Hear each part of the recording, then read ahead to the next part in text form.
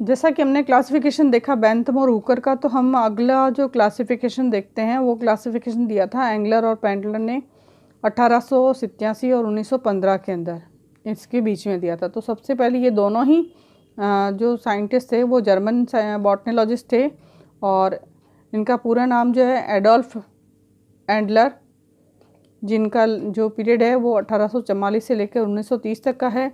जबकि जो कार्ल पेंटल है, इनका जो टाइम पीरियड है वो लगभग 1849 से लेकर 1893 तक का है। और इन दोनों ने ही एक किताब लिखी है जिसको कि डी नेचुरलाइजेशन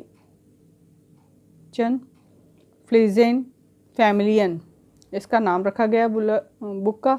और इसके लगभग 23 सेगमेंट्स 23 खंड इसके पब्लिश हो चुके हैं।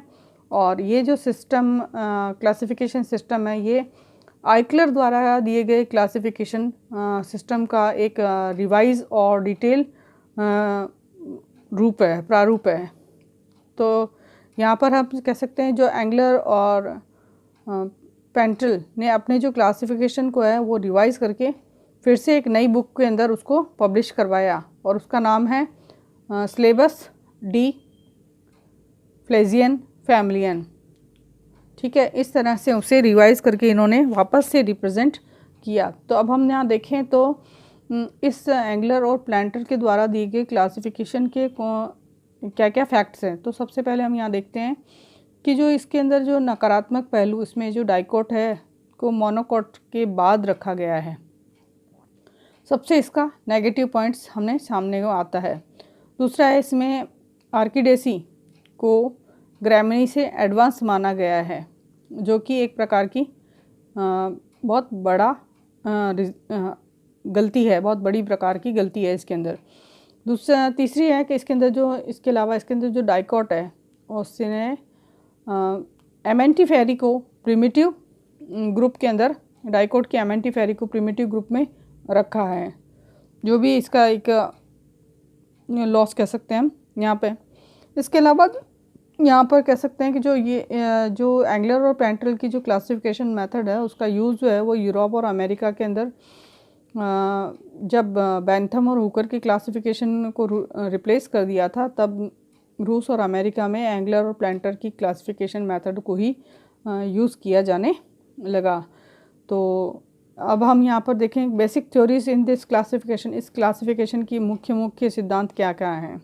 तो सबसे पहले ये जो क्लासिफिकेशन दिया गया है इसके अंदर केवल प्रिमिटिव और एडवांस कैरेक्टर्स को यहाँ पर प्रेजेंट्स किया गया है। तो सबसे पहले हम देखें कि किन कैरेक्टर्स को इन्होंने यहाँ पर प्रिमिटिव और एडवांस कहा। जैसे पहले नाम देख लीजिए आप, यहाँ पर फैक्ट देख लीजिए कि यहाँ पर इसका नकारात्मक पहलू क्या है। तो यहाँ इसका नकारात्मक पहलू है कि डाइकोट को मोनोकोट के बाद रखा गया है। जबकि हम अगर ये मानते हैं रिसर्च के आधार पर कि मोनोकोट एडवांस है और डाइकोट प्रिमिटिव है, जबकि यहाँ पर डाइकोट को मोनोकोट के बाद रखा गया। तो इस तरह से हम इसकी क्लासिफिकेशन में जितने भी इन्होंने कैरेक्टर्स दिए गए हैं उनको आप अच्छी तरह से समझते चलें। सबसे पहला दिया इन्होंने परिदल रहित विदाउट पेरियंथ जो फ्लावर पाए जाते हैं वो प्रिमिटिव होते हैं, जबकि जो विथ पेरियंथ परिदल युक्त जो पादप फ्लावर पुष्प पाए जाते हैं वो एडवांस होते हैं। इसी तरह उन्होंने यहाँ पर कहा है कि एक परिदल चक्रयुक्त यानी with one war order of perianth, एक चक्रयुक्त परिदल चक्रयुक्त जो प्लांट है वो प्रिमिटिव है, जबकि जो विथ टू पेरियंथ ओरल चक्रयुक्त जो प्लांट्स है वो एडवांस प्लांट के अंदर शामिल किए जाते हैं। इसी तरह इन्होंने अगला जो फिनोमिना दिया है वो कहा है कि जो एनिमोफिली परागण है यानी वायु द्वारा होने वाला परागण है वो प्रिमिटिव है, जबकि जो एंटोमोफिली जो पॉलिनेशन है वो एक कीट परागण है वो एडवांस है। जबकि यहाँ पर हम देखें जो पॉलीपेटलस यानी पृथक दली जो हैं वो इन्होंने प्रिमिटिव कहा है उनको, और गैमोपेटलस को है उन्होंने एडवांस कहा।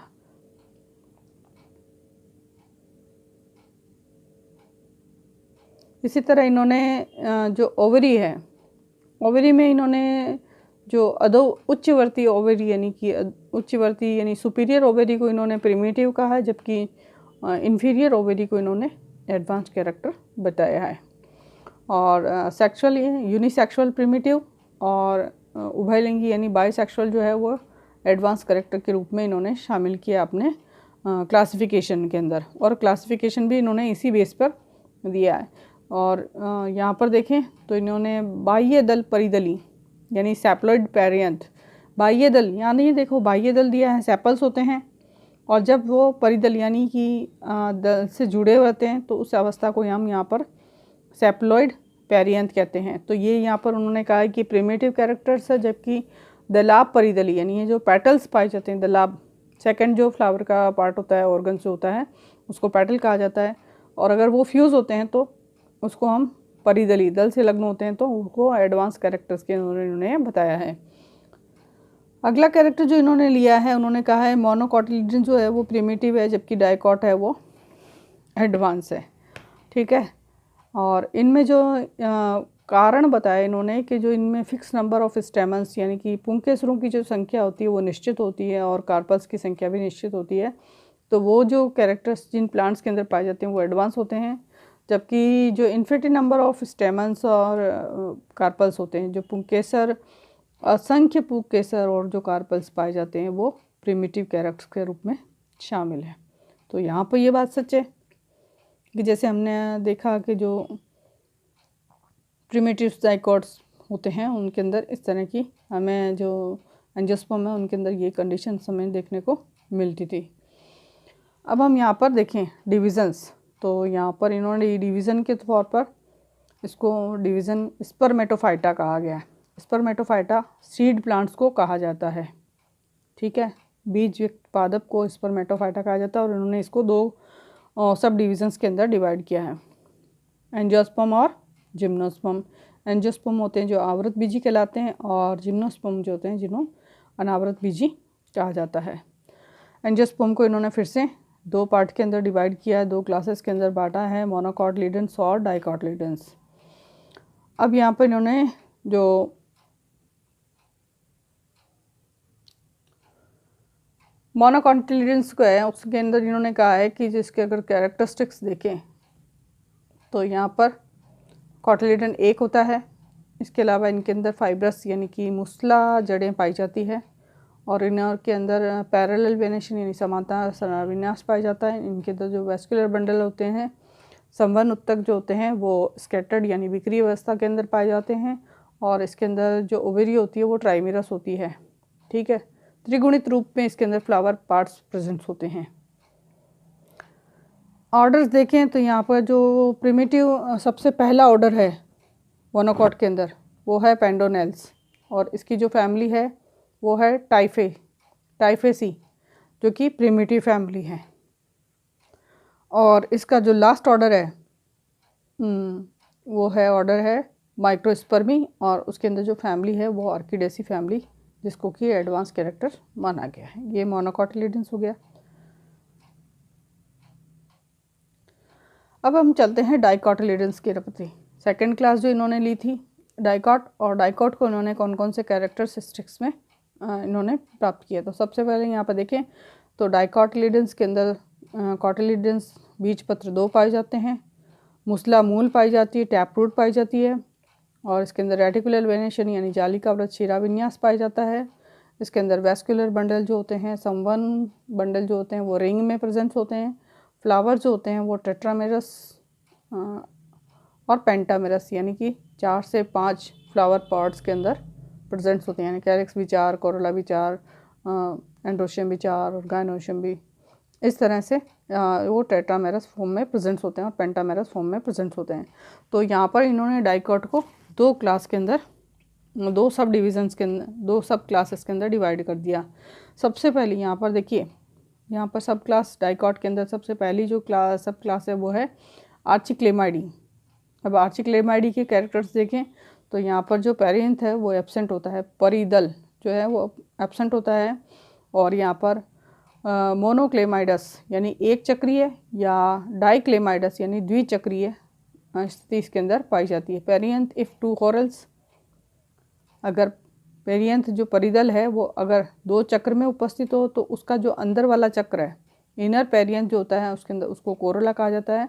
वो पॉलीपेटलेस यानी पृथक दली की स्थिति के अंदर पाया जाएगा। इसके अंदर सब क्लास के अंदर सब जो पहला ऑर्डर है वो है वर्टिसिलेस्टी। इसकी जो फैमिली है पहले ऑर्डर की वो है कुकुर कैजुराइनेसी ये, और इस कैजुराइनेसी फैमिली को इन्होंने यहाँ पर प्रिमिटिव कहा है। और दूसरा जो एंड ऑर्डर है, इसका जो एंड की ऑर्डर की जो समाप्त होती है, इसमें लगभग 30 ऑर्डर्स इसके अंदर, फर्स्ट जो सब क्लास है उसके अंदर 30 ऑर्डर्स हैं।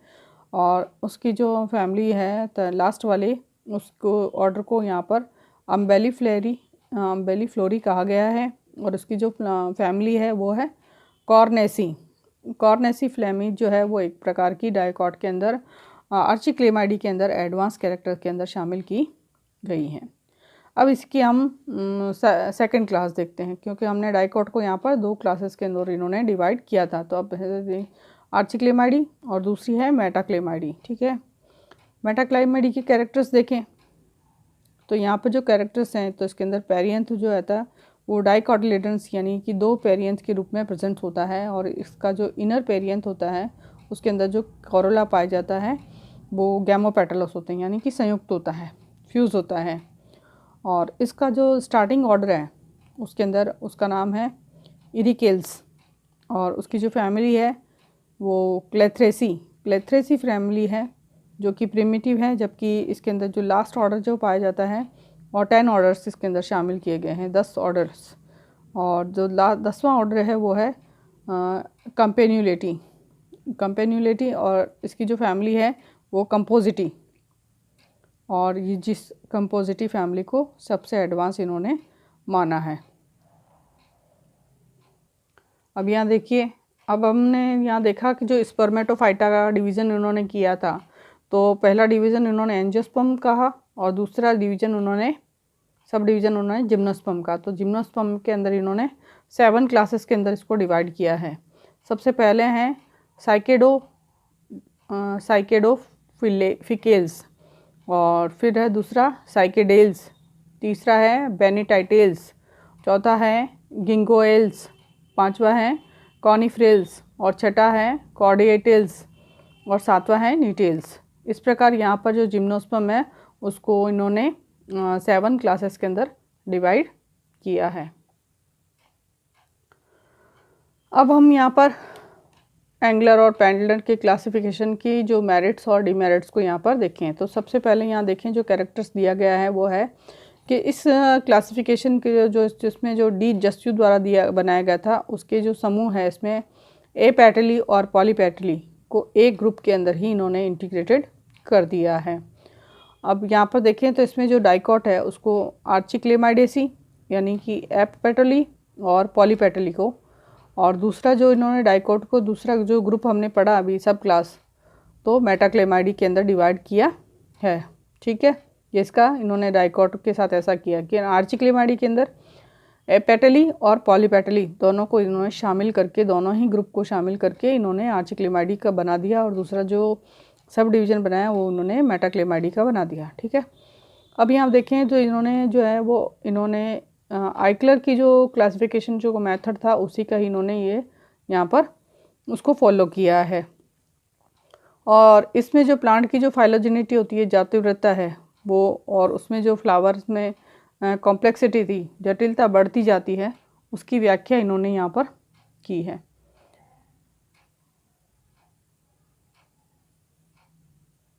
कॉम्प्लेक्सिटी की व्याख्या करती है।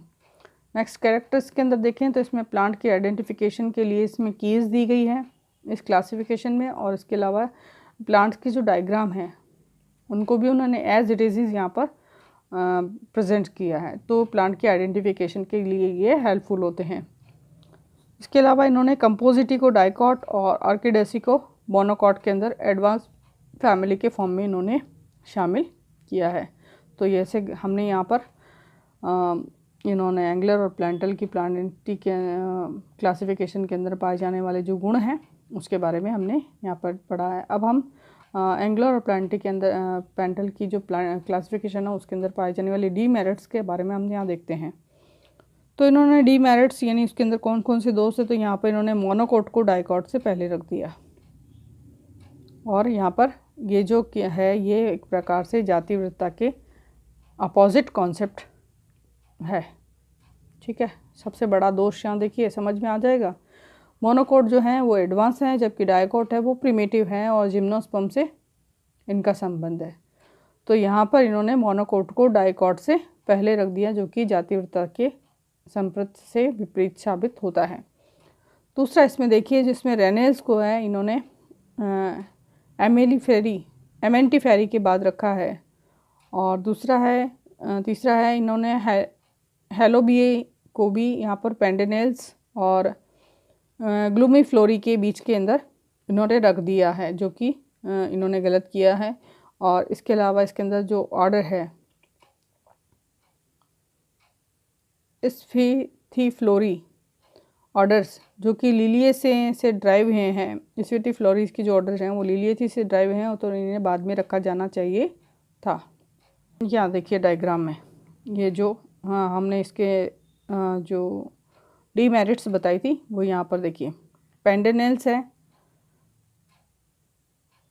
तो पेंडेनेल्स हेलोबिए जिसको बीच में रखा गया है, उसके बाद ग्लूमीफ्लोरी को रखा गया है। ठीक है, तो ये एक सबसे बड़ा दोष हो गया। दूसरा दोष जो देखिए यहाँ पर स्फीथिफ्लोरी के एरेसी और लेमनेसी, ये दोनों ही इसके जो फैमिलीज़ हैं, ठीक है, ये लिलिएसी फैमिली से पहले रखे जाने चाहिए थे। हो गया कॉन्सेप्ट क्लियर? या द ऑर्डर स्फीथिफ्लोरी ऑर्डर लिलिएसी से ड्राइव हुए हैं, अतः इन्हें बाद में रखा जाना चाहिए था। इस प्रकार हमने यहाँ पर एंगलर और पेंटलर की पूरी क्लासिफिकेशन को समझा है और इसके अंदर पाए जाने वाले कैरेक्टर्स, उसके क्लासिफिकेशंस और उसके अंदर ऑर्डर और सीरीज़ को हमने यहाँ पर डिटेल से पढ़ा है।